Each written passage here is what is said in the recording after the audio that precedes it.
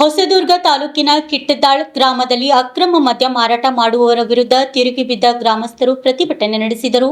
ಮದ್ಯ ಮಾರಾಟಗಾರರ ಮನೆ ಮುಂದೆ ಜಮಾಯಿಸಿದ ಗ್ರಾಮಸ್ಥರು ಪೊಲೀಸರ ಎದುರೇ ಮಾತಿನ ಚಕಮಕಿ ಮಾಡಿದ್ರು, ವಾಗ್ವಾದಕ್ಕಿಳಿದ್ರು.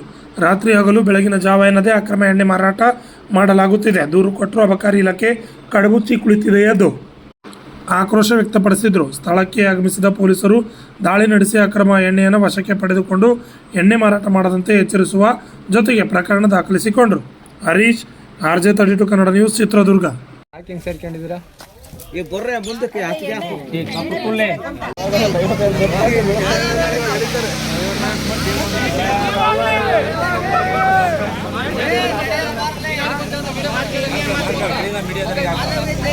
ಇರ್ಲಿ ಎಲ್ಲ ಇರ್ಲಿ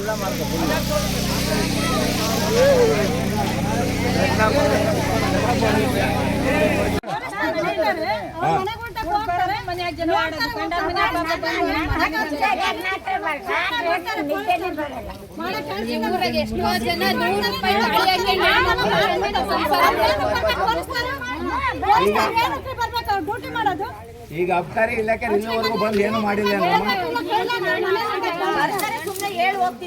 ಅಬಕಾರಿ ಇಲಾಖೆ ಇಲ್ಲಿವರೆಗೂ ಬಂದೇ ಇಲ್ಲ. ಅಲ್ಲ ಇಲ್ಲಿವರೆಗೂ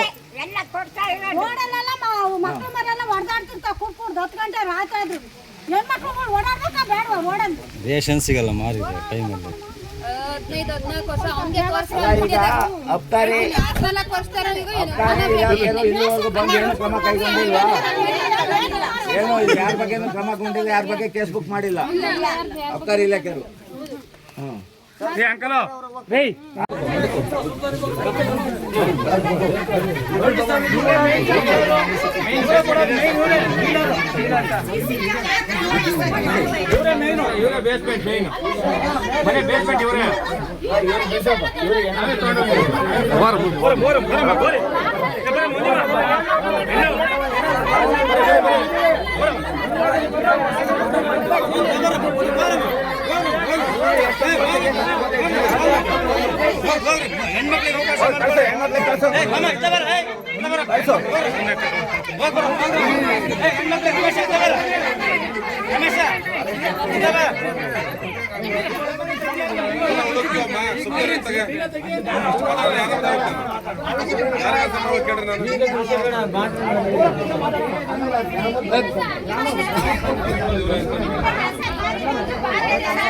ಚೆಕ್ ಮಾಡ್ತೀವಿ.